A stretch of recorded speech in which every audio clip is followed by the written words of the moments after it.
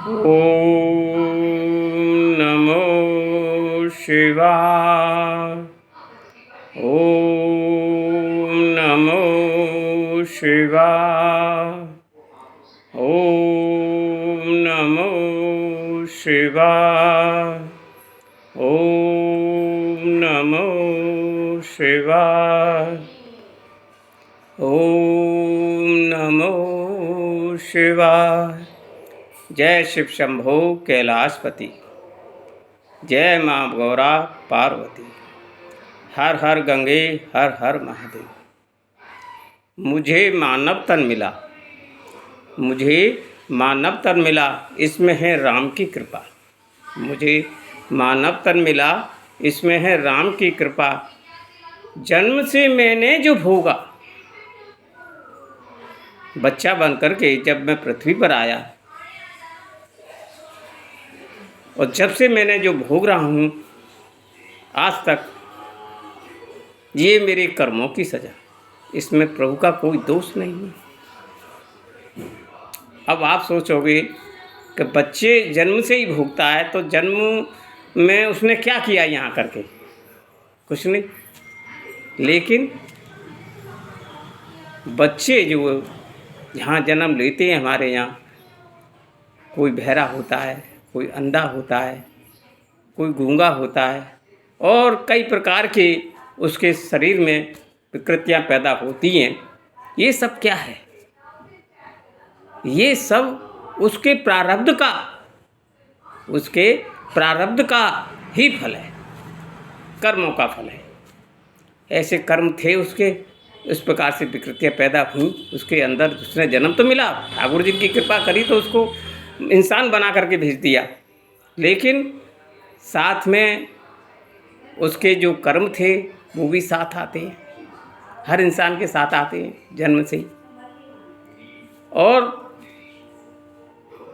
जब बच्चे का प्रारब्ध और जिसके ना जन्म लेता है बच्चा, उसके प्रारब्ध जब मिलते हैं, तो जब ही उस व्यक्ति के यहाँ वो बच्चा जन्म लेता है।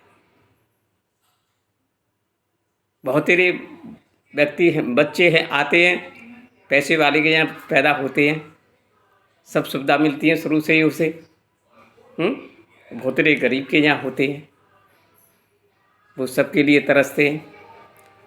कहने का तात्पर्य है कि जो भी हम भोगते हैं शुरू से जन्म लेते हैं, और ये हमारी भोग भूमि है। यहाँ अपने कर्मों का, अपने प्रारब्ध जिसको हम भोग नहीं पाते हैं और वो हमारे इकट्ठे होते रहते हैं, उनको भोगने के लिए हम इस पृथ्वी पर आते हैं। ये भोग भूमि है। और जब बच्चा जवान होता है, जब ये कर्म भूमि बनती है, क्योंकि बच्चा तो कुछ कर्म कर नहीं सकता है, वो तो सिर्फ पड़ा रहता है अपना।